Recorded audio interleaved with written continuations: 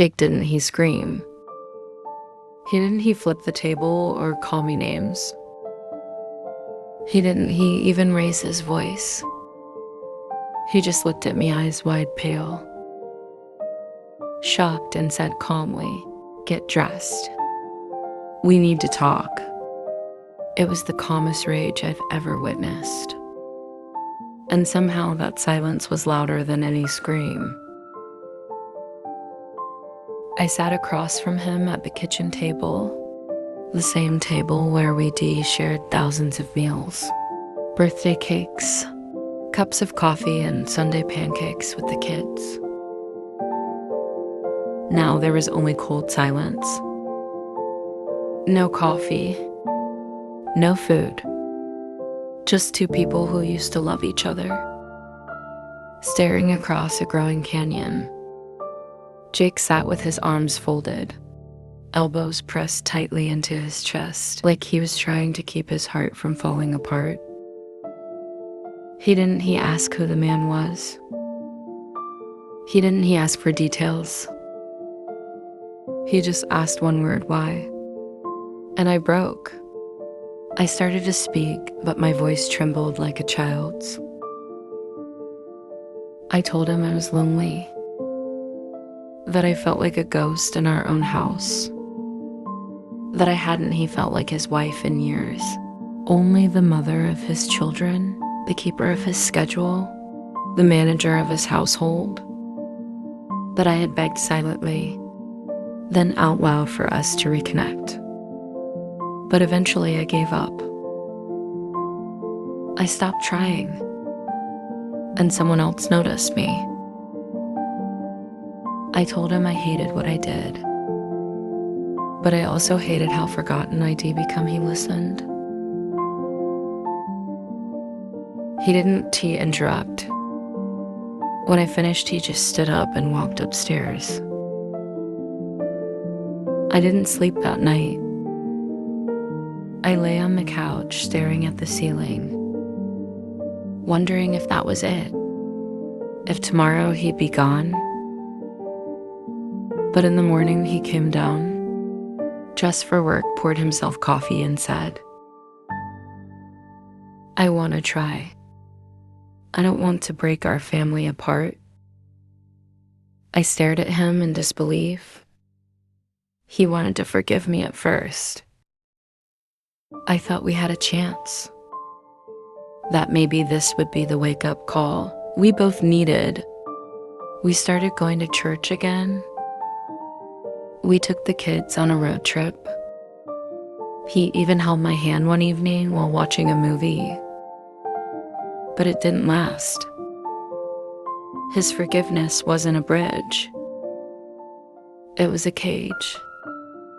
Jake became cold, controlled. He started checking my phone when I was in the shower, installed a GPS tracker in my car without telling me, insisted I quit my part-time job because I needed more time at home. If I was 5 minutes late, he'd ask where I'd been, who I saw. What took so long? He didn't yell, he monitored. He didn't accuse, he watched. It was like I was on parole inside my own home. He stopped touching me, stopped kissing me, stopped looking me in the eye. He wasn't cruel. He was empty, like something in him had died. And I couldn't even be mad, because I was the one who killed it. The worst part, one stayed. I tried. I begged for therapy. We went twice. At the second session, Jake sat in silence for the full 45 minutes. When the therapist gently asked him to share something, he just said she did what she did. I'm just here so she can say we tried. After that, he never went back. I ended things with Ryan the same day Jake caught us. I blocked him, deleted every message. burn the hotel receipts. I wanted to prove I was serious. But even that didn't matter because now I wasn't his wife anymore. I was his mistake to manage. The house felt colder. Not physically, emotionally. We stopped laughing. We stopped talking. We stopped being. Even the kids noticed. My 8-year-old daughter asked me one night while brushing her teeth, "Mommy, why don't you and Daddy hug anymore?" I had no answer. Just tears.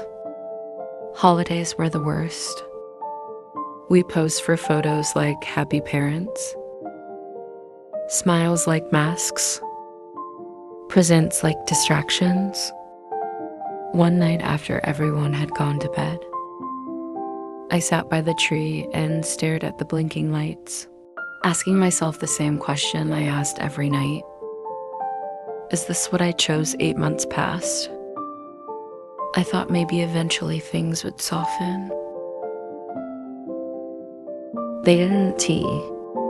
Then one morning, Jake came downstairs in his usual suit and tie. He made coffee, kissed the kids goodbye, and then turned to me. His voice was quiet, flat, final. I can't do this anymore. I forgive you, Emily, but I don't love you. And he walked out. He slammed the door. He cry. He just left like he did already. Said goodbye months ago, and in a way he had. Now I live in that same house. The walls echo differently. The silence isn't tense anymore. It's hollow. Even the photos seem like strangers. The kids go back and forth between houses. Jake and I are civil. We text about school events and health insurance. But the love gone dead, buried under secrets and silence. People ask if I regret cheating, and the truth is yes. But I also regret not speaking up sooner, not demanding to be seen, not choosing myself long before someone else did. I don't miss Ryan. He was never the answer. I missed the version of me who believed things could get better, who believed love could survive silence, who thought forgiveness meant healing. If you're in a marriage that feels like a slow funeral, don't wait. Don't wait until you make a choice you can't take back. Don't wait until someone has to beg for your attention in a stranger's bed.